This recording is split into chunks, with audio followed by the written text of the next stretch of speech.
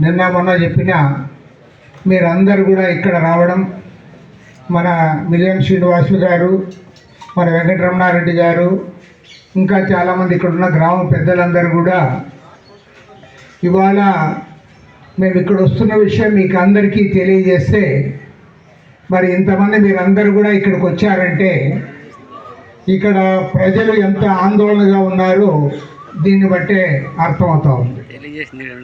ఇంతకుముందు మన వెంకటరమణారెడ్డి గారు మాట్లాడినప్పుడు చెప్పారు, నిజంగా చెప్పాలంటే అంతకుముందు సమస్య ఉంది, కానీ మీరు ఎప్పుడైతే రోడ్డు ఎక్కారో రోడ్డు ఎక్కినప్పుడే ప్రపంచానికి తెలిసింది.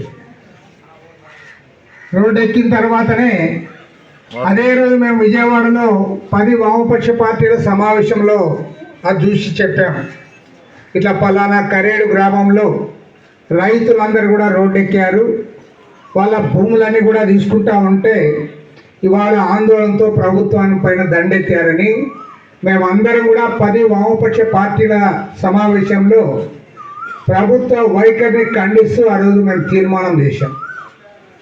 ఆ తర్వాతనే మా లెఫ్ట్ పార్టీస్ లీడర్స్ అందరూ కూడా శ్రీనివాసరావు గారి నాయకత్వంలో ఇక్కడికి వచ్చారు.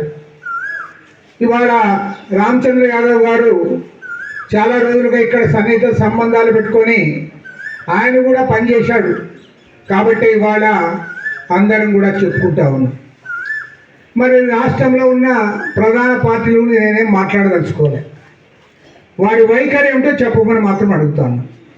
మీరు రావాలన్నా ఇక్కడ ఉన్న రైతులు ఏమనుకుంటా ఉన్నారు, కొంతమంది మమ్మల్ని అడుగుతూ ఉన్నారు, నువ్వు 10వ తేదీ కరేడు గ్రామానికి పోతా ఉన్నావు అంటే కదా, మన అక్కడ ఒక పెద్ద ఇండస్ట్రీ మాదిరి వస్తూ ఉంటే ఈ సోలార్ ప్యానెల్స్ తయారు చేసే పరిశ్రమ వస్తూ ఉంది, మీరు పరిశ్రమను వ్యతిరేకిస్తారా, మరి పరిశ్రమను వ్యతిరేకించడానికి నువ్వు 10వ తేదీ అక్కడికి పోతా ఉన్నావని నన్నే ఫోన్ చేసి అడిగారు.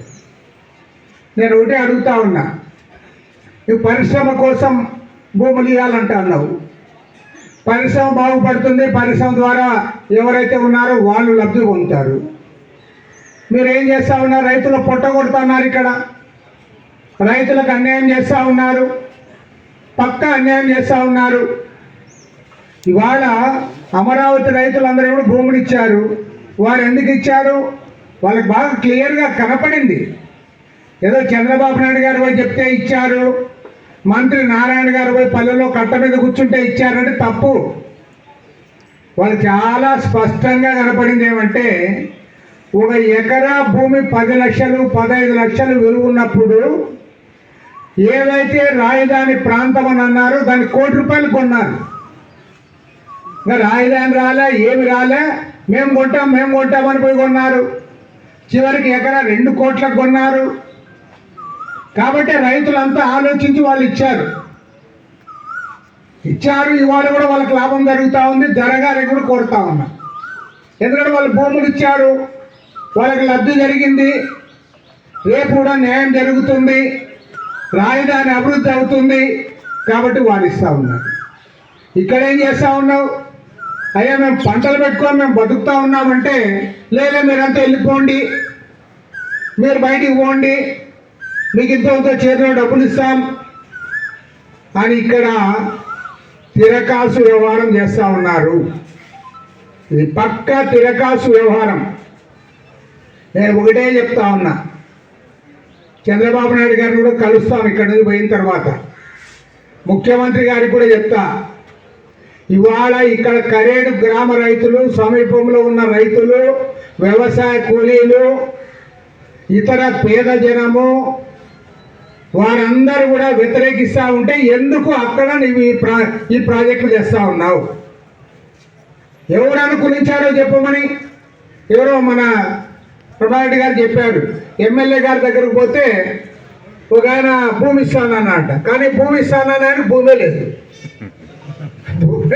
భూమి లేని ఆయన భూమి ఇస్తానంటాడు, ఆయన పోయేదేముంది, ఇల్లు కూడా ఇస్తానంటాడు. ఇల్లు లేనివాడు ఇల్లు ఇస్తానని, భూమి లేనివాడు భూమి ఇస్తానంటే దానివల్ల ఏం ఉపయోగం? ఇవాళ ఇక్కడున్న ప్రజలందరూ కూడా ఏకగ్రీవంగా తీర్మానం చేస్తే నేను దాన్ని పక్కన పెడతాం, మేము తీసుకుంటాం, సరైంది కాదు.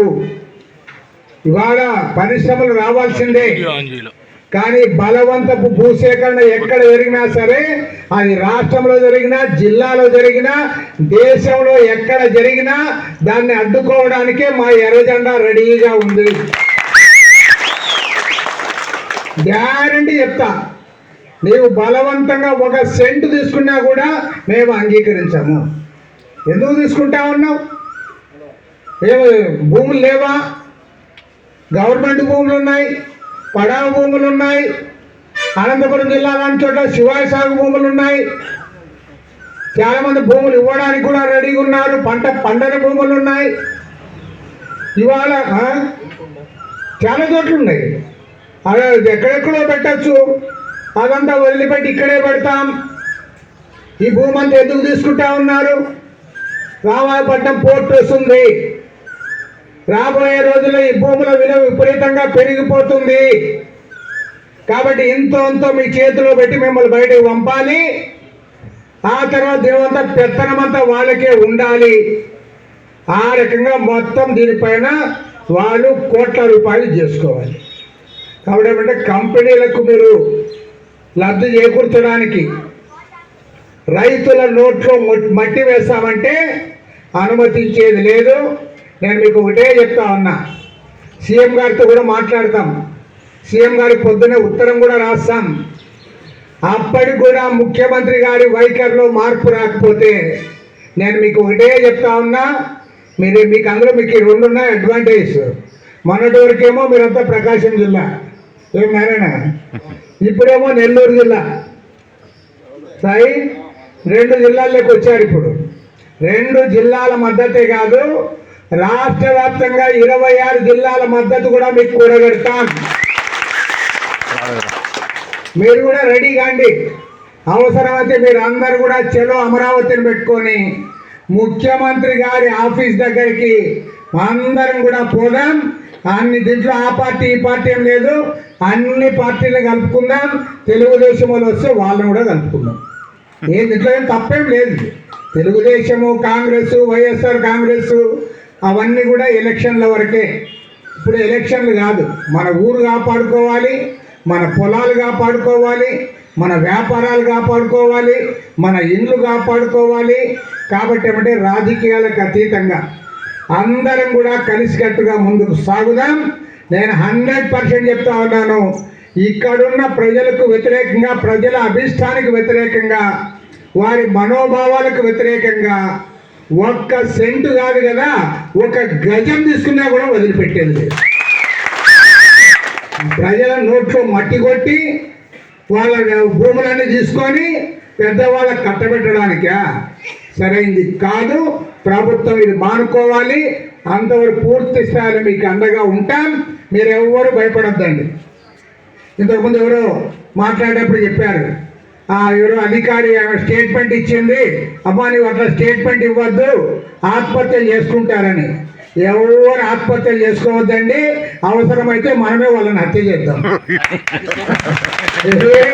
ఆత్మహత్యలు చేసుకోవాల్సిన పనే లేదు. మనం తప్పు చేశామా? మనమేమైనా అప్పు చేశామా? తప్పు చేశామా? అప్పు చేశామా? ఎవరికన్నా మోసం చేశామా? ఇంకా నేను చెప్తా, ఇంకా గర్వంగా చెప్పాలంటే, అదే తనకున్న ఇప్పుడు నేను పోయి ఆకు తోటలు అవన్నీ చూసా. ఇక్కడ మన ఏడుకొండల రెడ్డి ఎక్కడికో ఉన్నాడా ఆయన, అది నర్సరీ పోయాం. అది ఆయనకన్నది 8 ఎకరాలు ఉంది ఆయనకి. ఓకే, 8 ఎకరాలు. ఆయన ఎప్పటి నుంచో బాగున్నాడు ఆయన. ఆడ ఆకు తోటలో వాళ్ళు ఎంత పాపం 10 సెంట్లు 20 సెంట్లు అంత కూరగాయలు పండించేవాళ్ళు.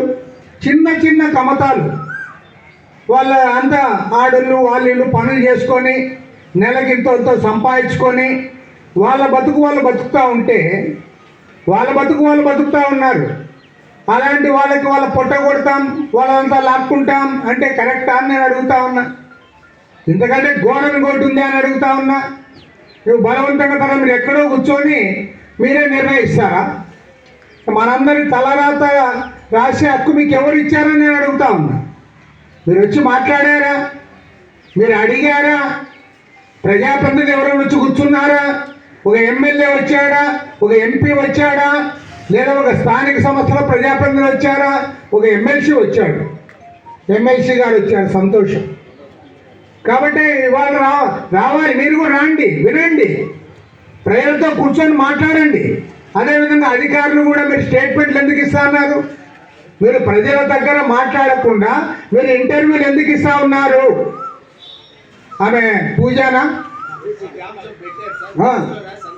ఓకే, నువ్వు ఏదైనా రికార్డు పరంగా రాసుకో. పేపర్ స్టేట్మెంట్లు ఇంటర్వ్యూలు మీరు ఎందుకు ఇస్తా ఉన్నారు? కాబట్టి సరైనది కాదు. ప్రజాభిష్టం మేరకు జరగాలి. మంచి జరిగినా చెడు జరిగినా ఇక్కడున్న స్థానికంగా వందల సంవత్సరాలు తరతరాలుగా దీన్ని నమ్ముకొని, నేను కారులో వస్తూ ఉంటే చెప్పారు, ఒకప్పుడు ప్రకాశం జిల్లాలో కారం చేడుతో పాటు కరేడ్ అనే గ్రామం కూడా చాలా అభివృద్ధి చెందిన గ్రామము అన్నారు. అప్పట్లోనే ఈ ఊరికి బస్సు కూడా ఎంచుకున్నారన్నారు, ప్రైవేట్ బస్సు. ఈ ఊళ్ళోనే బస్సులు కూడా ఉన్నాయన్నారు. మరి ఇంత ఇక్కడ బస్సులు ఉండి తర్వాత అప్పట్లోనే కారం చేడుతో పోటీ పడే అంత అభివృద్ధి ఉన్న ఊళ్ళో నీవు తెచ్చి ఎవరినో తెచ్చి పెడతా, వాళ్ళకి ఇచ్చేస్తా, మీకేం తెలియదులే అంటే అంత అమాయకులు ఎవరు లేరు ఇక్కడ. అందరూ కూడా తెలుసుకున్న వాళ్ళు, ప్రతి ఒక్కరు పేపర్ చదువుతారు, టీవీ చూస్తారు, అన్ని వార్తలు తెలుసుకుంటారు. కాబట్టి నేను ఒకటే చెప్తా ఉన్నా, ఎక్కడైతే ప్రజల యొక్క కోరిక మేరకు వారి దాంతో పోతే దానికి ఎవరి అభ్యంతరం ఉండదు. ప్రభుత్వాన్ని సహకరిస్తారు, మేము కూడా సహకరిస్తాం. ఏదో చంద్రబాబు నాయుడు గారు ముఖ్యమంత్రి కాబట్టి ఆయన ఏదో తప్పు పట్టాలనేది మాకేం లేదు. ఎవరు ముఖ్యమంత్రిగా ఉన్నా ప్రజల కోసం చేయండి, అంతేగాని మీరు బలవంతంగా చేస్తాం, అధికారులు పంపిస్తాం, పోలీసులు పంపిస్తాం, బెదిరిస్తామంటే మాత్రం కుదరదు. ఖచ్చితంగా తోక కత్తిరిస్తాం, సున్నం కూడా పెడతాం, వదిలిపెట్టేదే లేదు. కాబట్టి మీరు ఎవరు భయపడద్దండి, ఎవరు ఆత్మహత్య చేసుకోవద్దండి. ఎవరైనా మీ మీదకి వచ్చి వాళ్ళని ఆత్మహత్య చేయండి, అంతే తప్ప వెనక్కు తగ్గేది లేదు. మీరందరూ ధైర్యంగా ఉండండి, మీకు పూర్తి స్థాయిలో మా అండదండలు ఉంటాయి. పోయిన వెంటనే ముఖ్యమంత్రి గారికి ఈ విషయం తెలియజేస్తాను. గ్రామస్తులందరూ కూడా ముక్త కంఠంతో దీన్ని వ్యతిరేకిస్తున్నారని కూడా ఆయన దృష్టికి తెస్తాను. అవసరమైతే మీకు కూడా చెప్తాను, మీరందరూ కూడా అమరావతికి రావడానికి సిద్ధంగా ఉండండి.